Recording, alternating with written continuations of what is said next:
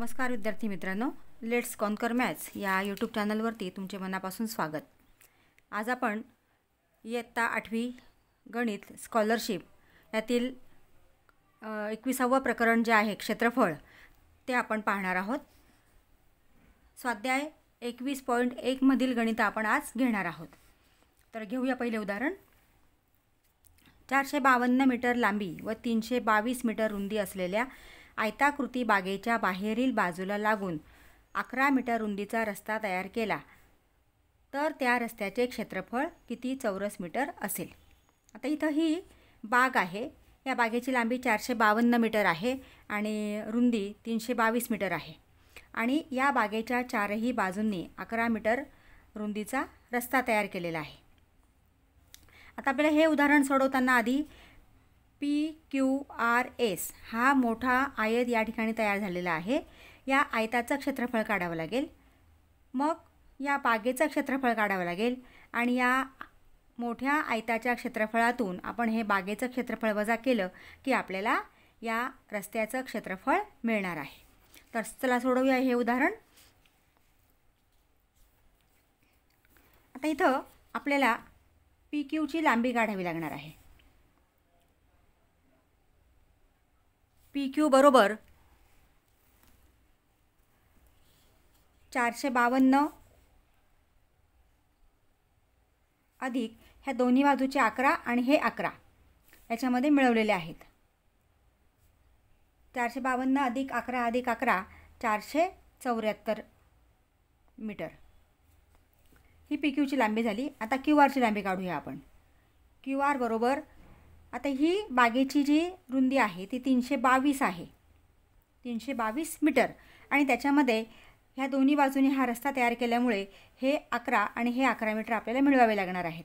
म्हणून 11 अधिक 11 मग 322 अधिक 11 अधिक 11 344 मीटर। आता आपल्याला चौकोन PQRSचं क्षेत्रफळ काढायचं आहे।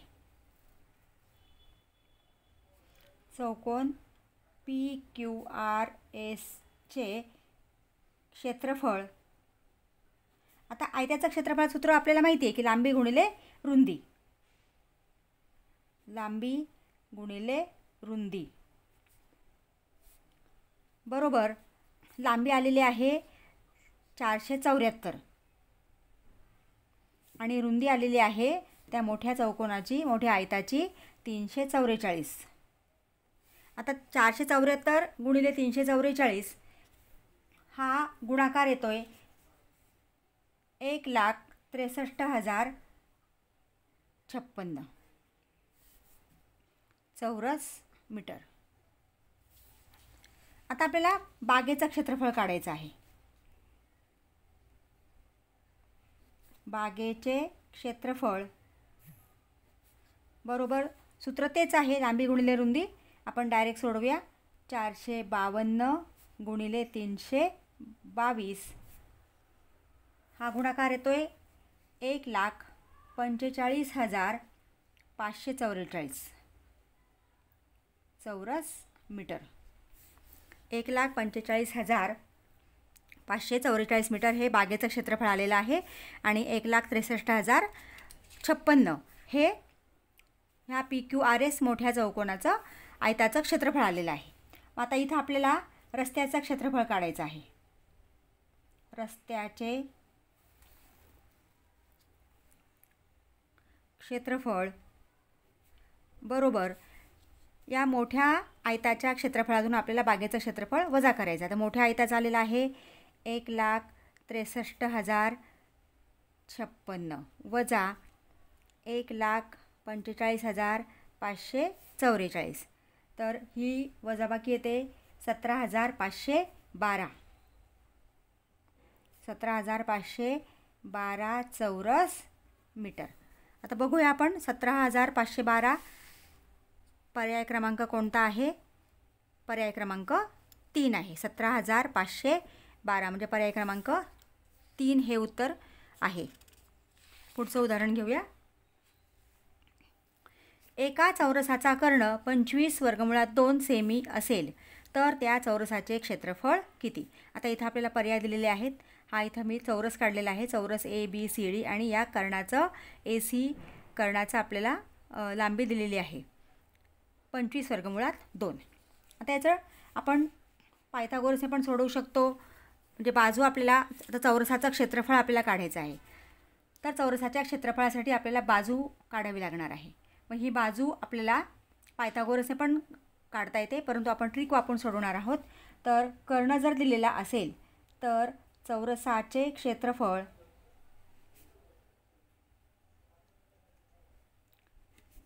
बरोबर कर्ण वर्ग छेद 2. जर आपल्याला कर्ण दिलेला असेल तर चौरसाचं क्षेत्रफळ त्याचं सूत्र आहे कर्ण वर्ग छेद 2.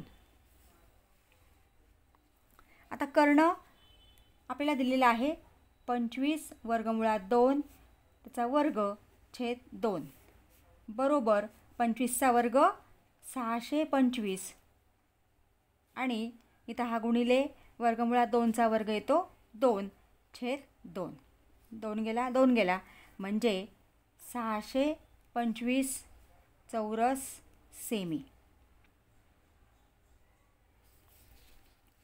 विद्यार्थी मित्रांनो, जर बाजू दिलेली असेल तर त्याचं दुसरं सूत्र आहे, हे एक सूत्र आणि दुसरं एक सूत्र लक्षात ठेवा. चौरसाचे क्षेत्रफळ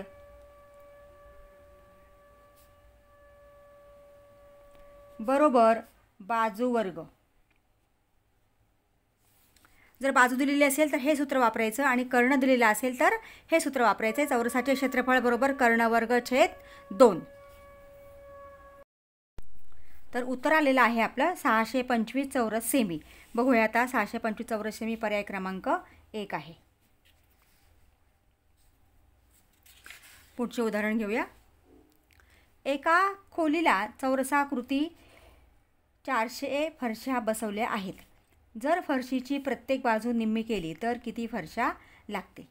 आता एका खोलीला चौरसाकृती 400 फरशा बसवलेल्या आहेत. समजा आता उदाहरणार्थ ही खोली आहे, त्याची हे फ्लोरिंग आहे, आणि इथं ह्या 400 फरशा बसवलेल्या आहेत असं आपण मानूया.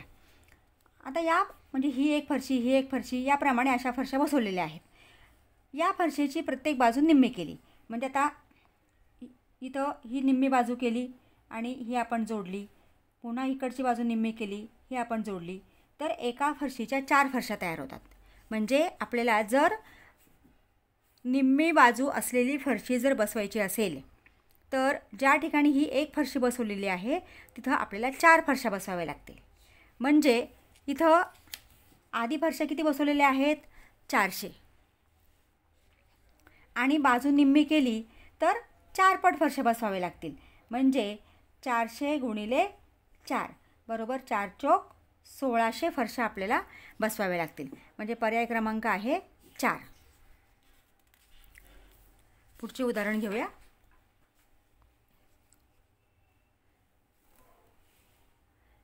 एका आयताची परिमिती 56 सेमी असून त्याची लांबी 16 सेमी आहे. तर आयताचे क्षेत्रफळ किती चौरस सेमी आहे? आता इथं आयताची परिमिती दिलेली आहे आणि आयताची लांबी दिलेली आहे. आता हा आयत आहे, आयताची ही लांबी दिलेली आहे आणि रुंदी आपल्याला काढायची आहे. मग आयताच्या परिमितीचं सूत्र आपल्याला माहिती आहे. आयताची परिमिती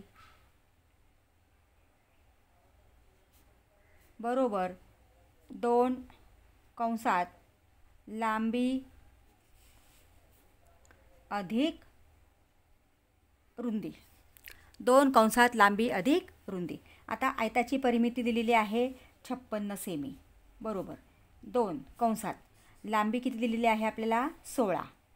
लांबीच्या जागी आपण 16 ठेवूया, आणि रुंदी आपल्याला विचारलेली आहे. आता हा 2 गुणिले आहे तो इकडे त्यांना भागिले होणार आहे. 56 भागिले 2 बरोबर 2 आपण इकडे घेतलेला आहे. फक्त इथं 16 अधिक रुंदी शिल्लक राहिलेला आहे उजव्या बाजूला. हा 2 आपण इकडे भागिले घेतला, इथं शिल्लक राहिला 16 अधिक रुंदी. 2ने आपण भाग दिला, बे एक बे. आता 5ला आपण भाग देऊया. बे 2 4, 5मधनं 4 गेले, 1 उरला, 6 घेतले, 16 झाले, बे 8 16. म्हणजे 28 बरोबर 16 अधिक रुंदी.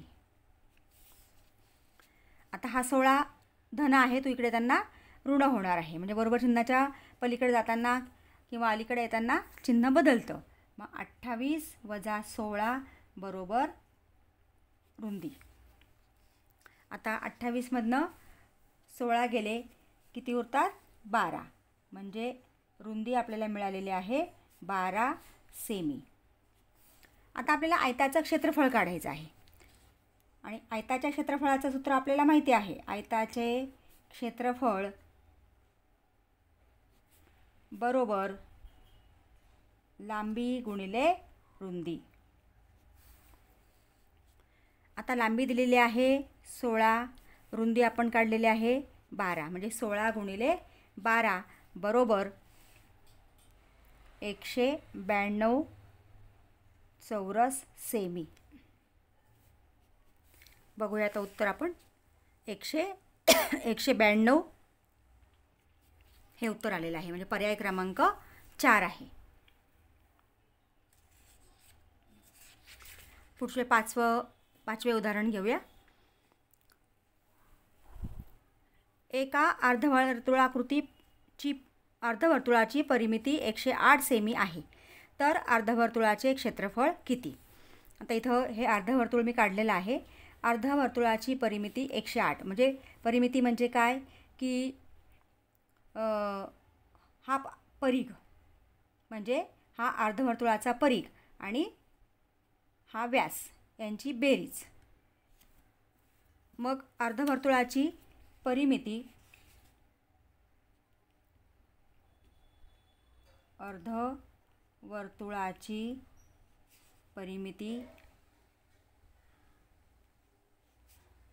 बरोबर. आता हा अर्धवर्तुळाचा परिघ, आता परिघ किती आहे?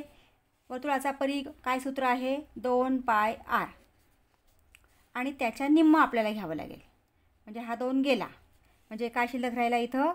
πr अधिक, आता हा व्यास आहे, व्यास म्हणजे काय की त्रिज्येच्या दुप्पट असतो, म्हणून 2r. आता अर्धवर्तुळाची परिमिती आपल्याला दिलेली आहे 108 बरोबर. r इथं कॉमन आहे, तो आपण बाजूला काढून घेऊया.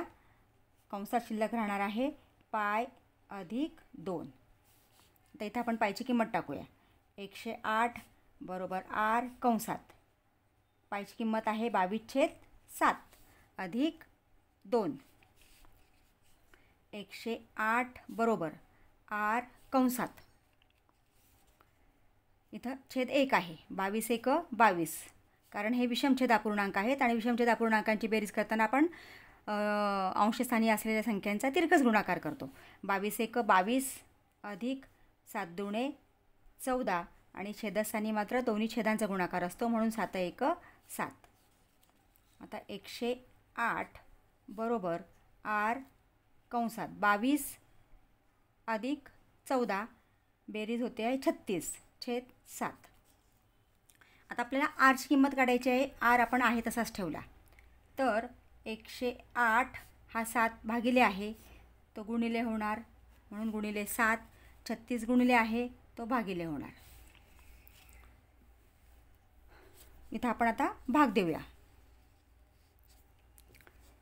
6 6 36, 6 1 6, 4 उरले, 8 घेतला, 6 8 48. पुन्हा आपण 6 ने भाग दिला, 6 1 6, 6 3 18, म्हणजे r बरोबर 3 गुणिले 7 बरोबर 21, म्हणजे rची किंमत मिळालेली आहे आपल्याला 21. आता आपल्याला अर्धवर्तुळाचे क्षेत्रफळ काढायचं आहे.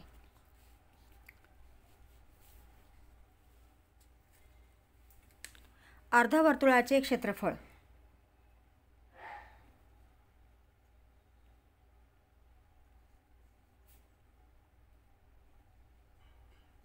आता वर्तुळाचे क्षेत्रफळ काय सूत्र आहे? पाय r वर्ग, आणि आपल्याला त्याचं निम्म घ्यायचं आहे कारण अर्धवर्तुळ आहे, म्हणून भागिले 2. आता हा भागिले 2 आपण बाजूला घेऊया जरा. 1/2 पायची किंमत ते गुणिले आहे. पायची किंमत येते 22/7 आपण नेहमी घेतो. आणि आर आपल्याला मिळालेला आहे 21 गुणिले 21चा वर्ग बरोबर 1/2 गुणिले 22/7 गुणिले, आता इथं डायरेक्ट 7ने 21ला भाग द्यायचा नाही आहे कारण इथं 21चा वर्ग आहे.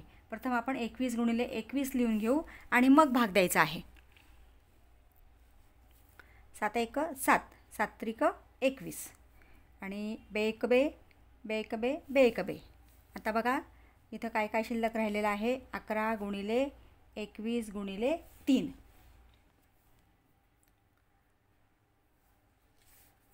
तर हा गुणाकार आपण केला तर तो गुणाकार येतोय 693 चौरस सेमी.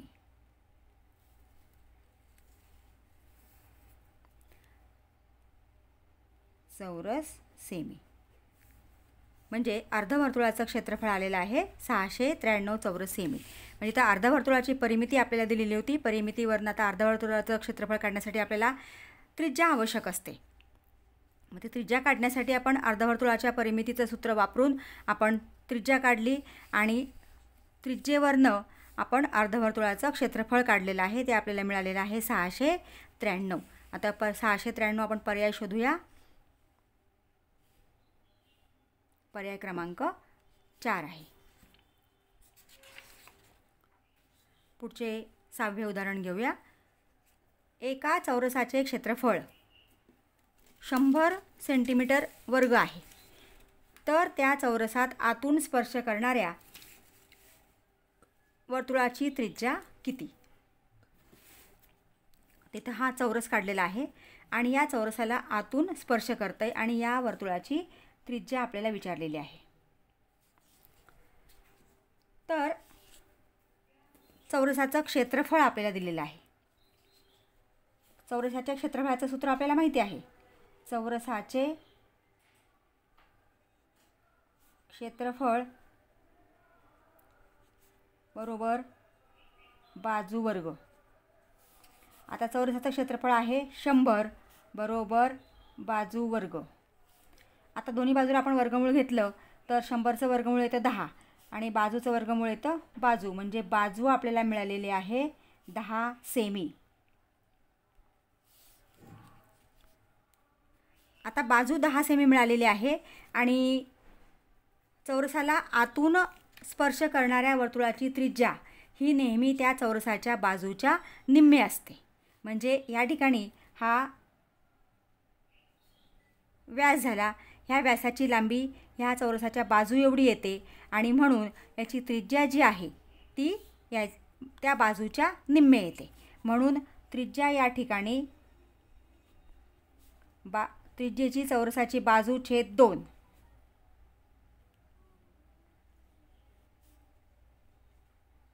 बाजू छेद 2 बरोबर 10/2 म्हणजे 5 सेमी हे याचं उत्तर आलेलं आहे.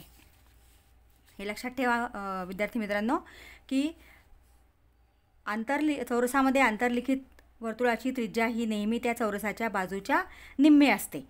म्हणून या ठिकाणी आता हे तर आपण डायरेक्ट तोंडी सोडवू शकतो परंतु तुम्हाला माहिती असावं म्हणून या ठिकाणी मी सूत्र वापरून तुम्हाला लिहून दिलेलं आहे. तर चौरसाची बाजू जी आहे त्याच्या निम्म नेहमी आंतरलिखित वर्तुळाची त्रिज्या असते. बाजू मिळालेली आहे आपल्याला 10 म्हणून त्रिज्या आलेली आहे 5 सेमी. आता याचा पर्याय शोधूया. पहिलाच पर्याय आहे 5 सेमी. म्हणजे या उदाहरणाचा पर्याय क्रमांक 1 हे उत्तर आहे. विद्यार्थी मित्रांनो, तुम्ही अजूनही चॅनलला सबस्क्राईब केलं नसेल तर प्लीज चॅनलला सबस्क्राईब करा.